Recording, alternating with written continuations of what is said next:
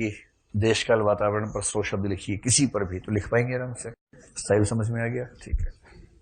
Notes को रटिएगा मत, काम नहीं आएगा परीक्षा में। कबीर कह गए थे बहुत पहले, जब नोट्स पढ़ते थे कबीर, उस जमाने में कह गए थे कि पोथी पढ़ी पढ़ी जगमुआ, आईएएस भया न कोई, 2.5 आखर सेल्फ नोट्स का, पढ़े सो आईएएस होई। तो सेल्फ नोट्स बनाएंगे ना छोटे छोटे, वो पढ़ के जाइएगा। ये सब स्टाइल है, फॉर्मेट है, वो समझ लीजिए बस। कुछ चीजें और बताऊंगा आपको जब आप थोड़े मैच्योर हो जाएंगे ना, कि नंबर खींचने के और क्या तरीके होते हैं। थोड़ी सी मेहनत करनी होगी लेकिन खींच जाएंगे।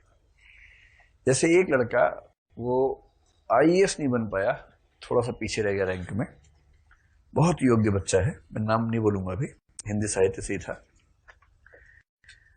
उसका दुर्भाग्य ये था कि 4 अटेम्प्ट दिए उसने, या शायद 6 दिए होंगे, और 1-2 तो शुरू में नहीं संभल पाया, फिर सफल हो गया, प्रॉपर आईएएस नहीं मिला उसे, 1 रैंक से मिस हुआ।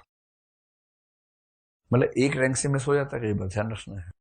और 1 रैंक कम होने के लिए 1 भी नंबर कम होना जरूरी नहीं होता, इक्वल मार्क्स पे भी रैंक पीछे और आगे हो जाते हैं। अगली बार उसने फिर सोचा कि फिर एग्जाम दो, 2 या 3 प्रयास से उसने 2 या 3 प्रयास दिए भी, पर पता नहीं, यही सब देखने के बाद लगता है समय बहुत बलवान।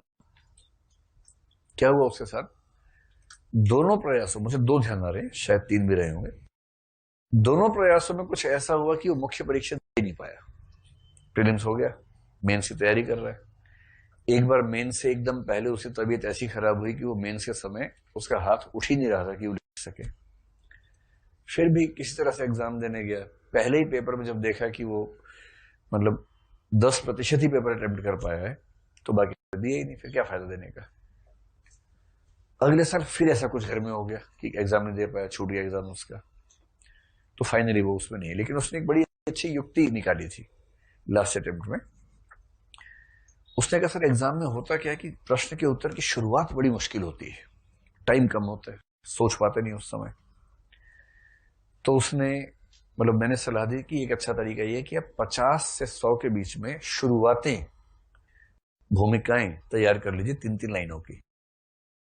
जितने रचनाकार हैं पेपर 2 में वो, और पेपर 1 के महत्वपूर्ण जैसे भीष्म सानी है उन पे।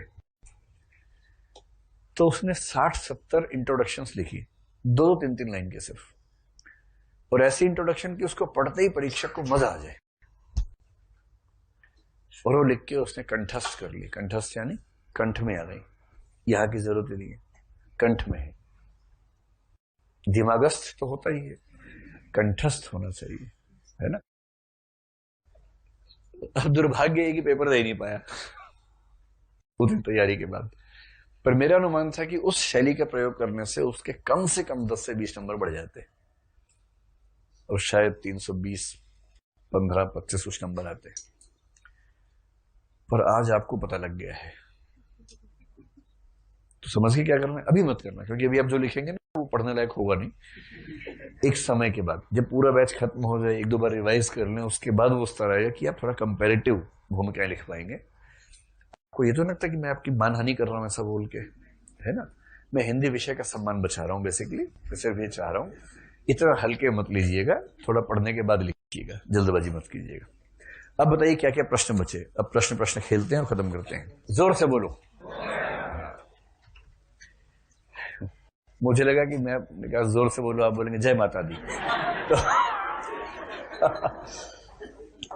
एक बार टीचर ने एक बच्चे से कहा कि बेटा एक काम करो, भारत की आय कैसे बढ़ सकती है इसके 10 सुझाव दो।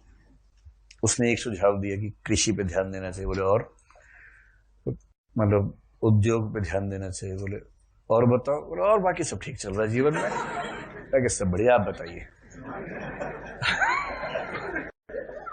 तो बड़े, मैंने कहा ना भारत एक पीस प्रधान देश है बेसिकली, तरह तरह के पीस हर जगह पाए जाते हैं।